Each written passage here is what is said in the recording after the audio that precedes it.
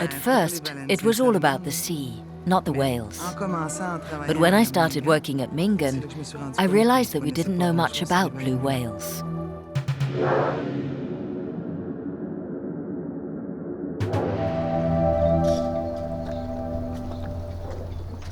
After obtaining a Canada-Mexico grant, Diane Gendron first arrived in 1988 in La Paz, a small town in southern Baja California. Her passion for the sea, her daring, and a little luck would launch an extraordinary career in an unusual way. I remember the ad which said, first of all, must speak Spanish, no problem. I couldn't really speak Spanish. Second, write a project on such and such. No problem. And that was the moment I knew I'd come here to study. I didn't doubt it for a minute. I suppose I was a bit of a cowboy, but I wasn't scared. Nothing scares you at 20. After completing her master's in biology, Diane was offered a permanent post at the CCMAR Research Center to direct projects on marine mammals for Mexico. La Paz became her adopted home. There's a song that says, La Paz is a port of illusions. That's the La Paz song. I think it's true. It was a kind of illusion to me, anyway, coming to do my master's. And it changed my life. I've lived half my life here in a little town that has given me a lot. As much for the desert as for the sea. To survive here, you need to love one or the other, or both. I'm not Mexican, but I'm not just Canadian or Quebecer either. I'm a mixture. That's how I feel, anyway.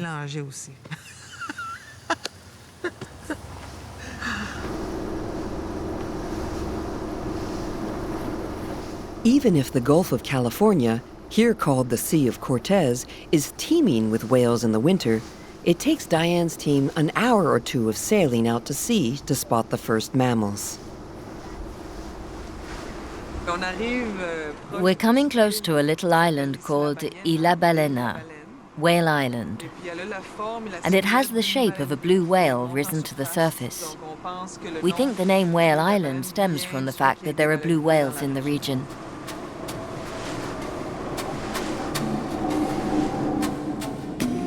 From the moment she arrived in La Paz, Diane has appreciated the Gulf of California for its rich marine life, a perfect ecosystem for research, a real nursery for blue whales.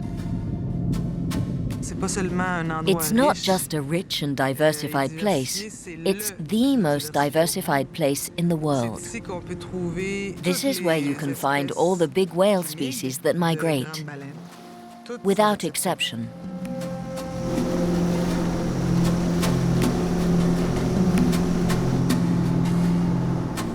Each year, students and trainees go to sea with Diane and Ciro, captain of the CCMAR 15, for a dozen observation trips lasting 4 to 6 days each.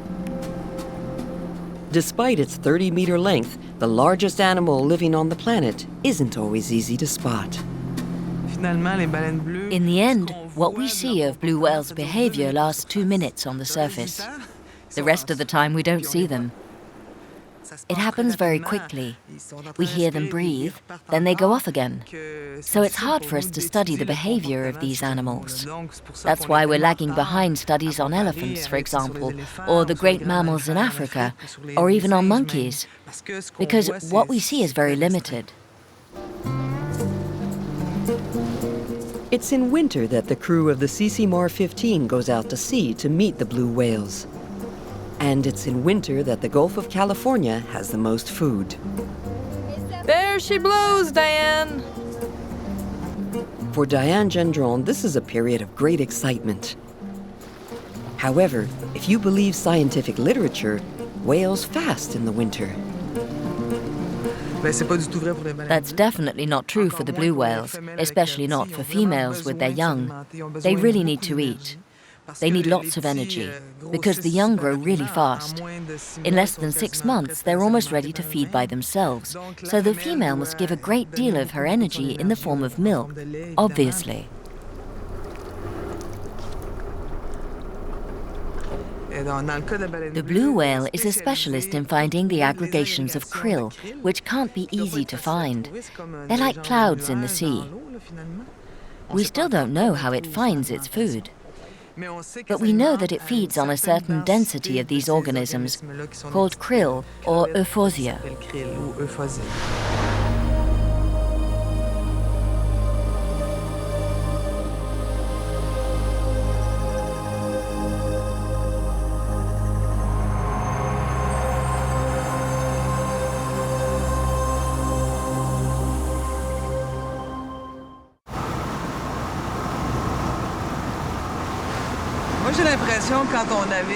You get the feeling that when you're sailing like this, looking for whales, when you're really busy, it's like a way of meditating.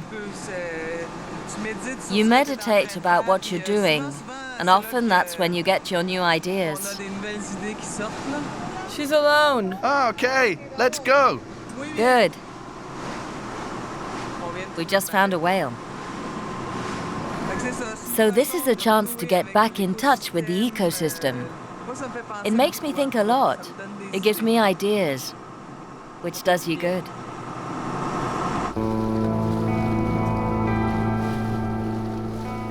Diane arrived too late. The whale has already dived. Despite that, the team can still work.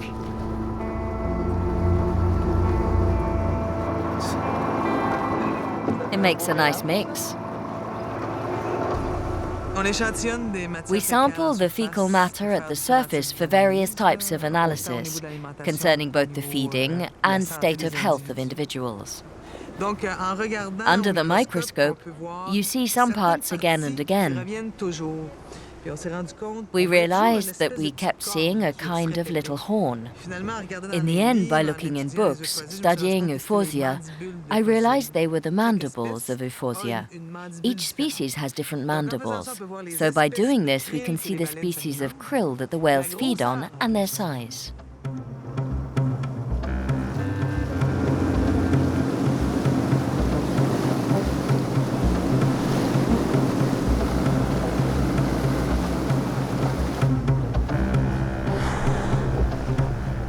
Oh, that smells.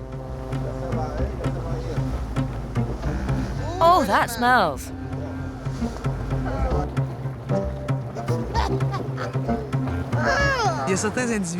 There are some individuals who have a really disgusting smell, depending on the wind's direction to the whale. We often get these jets of water, jets from their lungs in the face. I'd often talk about this to my colleague Karine, who's a genetist, a zoologist. The blows don't smell good and you get it all over. Then you really have to clean your glasses. That's when we had the idea of sampling the blows to see what constitutes the smell. Is it really bacteria? We haven't yet reached a conclusion, but we know that some whales, by genetic and molecular analysis of the blow, can catch flu and even pneumonia, etc.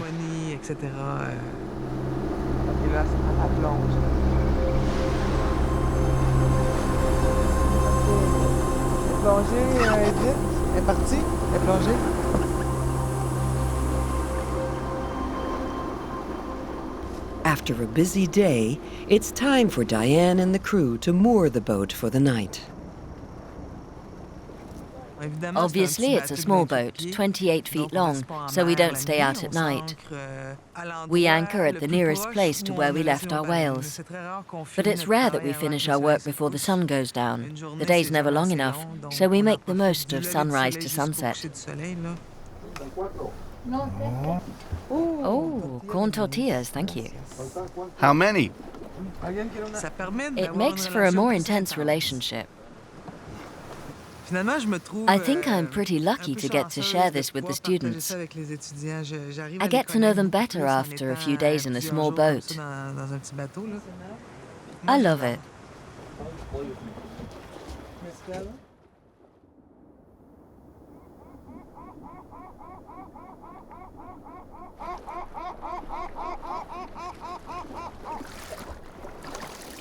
Before heading out to sea again, the crew busy themselves tidying everything away and preparing dinner in advance. The limited space requires outstanding discipline, as much for the equipment as for human relations, which can be severely tested. There's no such thing as a private moment here.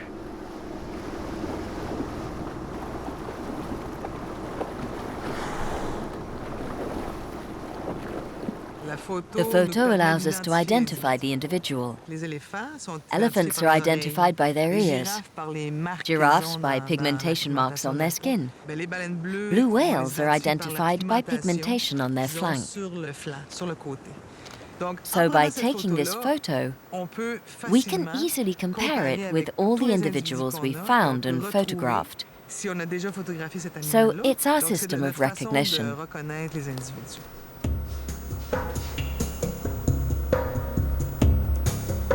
As well as identifying the whale, the photograph enables their size to be measured. To do this, the traditional method was fairly complicated and expensive. You had to rent a plane and its pilot, make sure the boat was close enough to the whale to provide a visual reference, and take into account the altitude to calculate its exact measurements. Diane Gendron saw that it was high time to innovate. She suggested that one of her master's students examine the question. The main objective is to develop a photogrammetric method of estimating the total length of blue whales found in the Gulf of California. This method is based on taking photo sequences of blue whales from a small boat. From these sequences, it is possible to obtain an estimation of the length of each whale that we spot.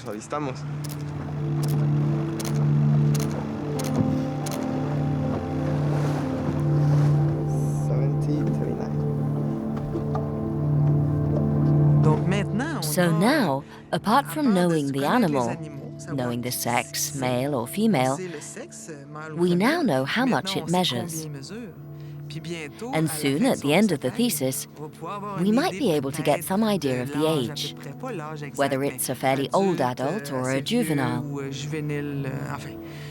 We'll have a lot more insight into the individuals we know. So there's lots of potential. Not just for him, but for other teams. For example, the people from Quebec, Mingan, would certainly be interested in using this methodology, which is simple, to measure individuals and their populations.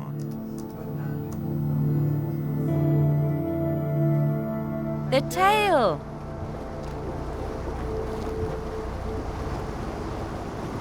During the winter, the crew will notch up dozens of round trips between land and sea. When she teaches at the CCMAR, the Marine Biology Research Center in La Paz, Diane also adopts a more personal approach with her students. The fact of being with the students opens other doors and other issues. With each thesis, there's a new idea that emerges, because studying marine mammals or whales isn't just looking at their behavior. We explore questions that go a lot further, at the genetic, molecular, chemical, and biochemical levels. It's never the same, it's never boring.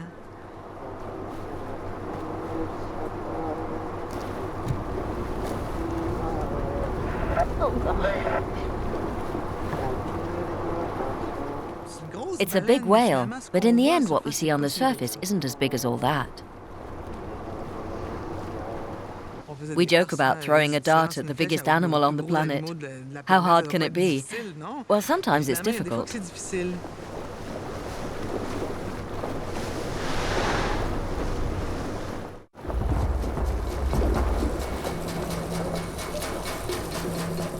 Unlike taking photographs, doing a biopsy on a blue whale demands special techniques and precautions.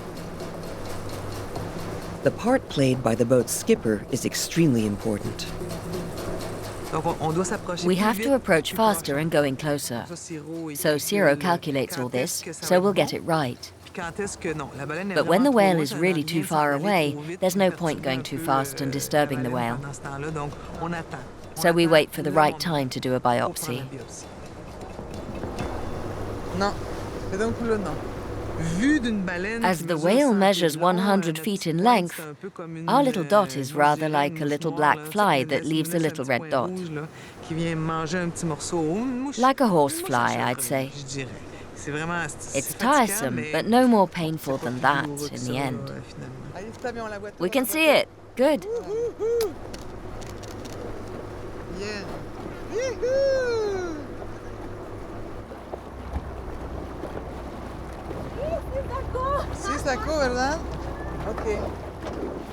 Very good. Marine mammals in particular are very interesting. They represent what's happening in the ecosystem. Several studies have called them bioindicators of the health of the ecosystem. Biopsies are commonplace. What we can learn from a simple skin sample is quite varied. So much so that Diane wondered whether it was possible to use them for other purposes. Could they be bold enough to study the blue whale's migration with these results? Her student Geraldine is currently doing her master's on that very topic. By analyzing the skin biochemically, using carbon and nitrogen, we can detect where that skin was formed. You don't need a very big piece. Was that right? Yes. Okay. I found in my research that the skin contains information on feeding zones the blue whale has visited in the past. Based on the fact that we are what we eat, the stable isotopes in the krill will reflect, will change near the blue whale's skin. That's what Geraldine has done. She's detected that signature of the Gulf, and now that will enable her to explore the blue whale's migration in a different way.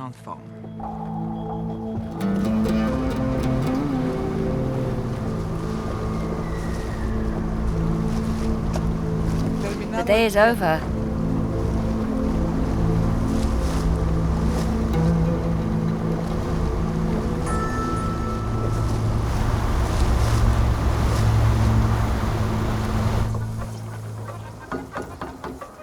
Mexican rice. No fish, I'm sorry. Maybe tomorrow.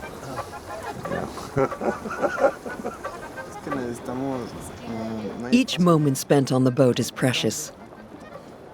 After supper, Diane reviews the day's photographs with Christian. These moments are part of the pleasure she feels in being here. Yet her adopted country and the Sea of Cortez are under ever greater threat.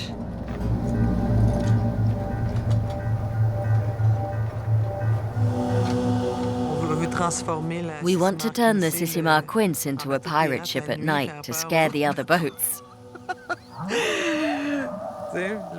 Just scare them a little bit. Like Baja California, when the people say there are bandits on the road. Good, that way fewer people will be coming. When we have a 4-lane highway from Tijuana to here, then it will fill up. It's the way it is because the road is tough, it's dangerous, and there are bandits. No, I'm only joking.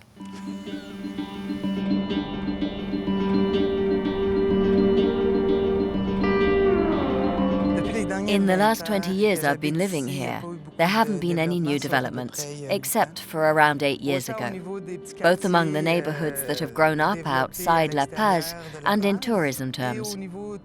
In fact, from here we can see El Mogote, a major development with golf courses, big hotels, and probably a marina as well.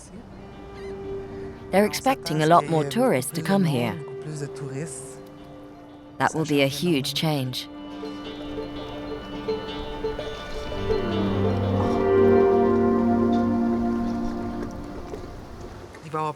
There'll be more boats, more noise, and what will happen? What will the whales do? If they've been coming here for hundreds, for thousands of years, they'll probably find another spot. Others think that they'll continue coming, and maybe that would be worse, because they won't go elsewhere to protect themselves from the boats, the collisions, the noise, etc.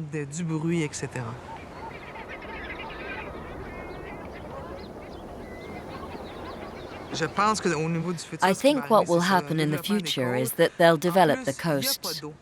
But there's no water here, so they'll have to desalinate the water. How do you do that? With electricity. How do you produce electricity? With oil. So there'll be more oil tankers coming into the Gulf, more chance of an ecological disaster with oil in the sea. All this worries me enormously. But how can I stop all this? Nobody can halt progress. All we can do is try to steer it as much as possible so that it's better planned, especially for the conservation of the Gulf.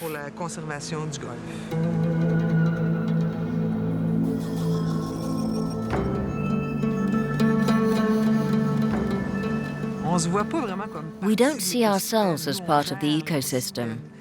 We manage the ecosystem. That's what humans do in the end. But I think we should try to be more part of the ecosystem. To be more aware of the part we're playing, to ensure we're acting in harmony. But we've become so distorted that it's almost impossible to think that way. In the end, it's all linked. The way we manage the planet will all come back to haunt us, for sure. But the big problem is superconsumption, even before overpopulation. And it's not easy to change the world.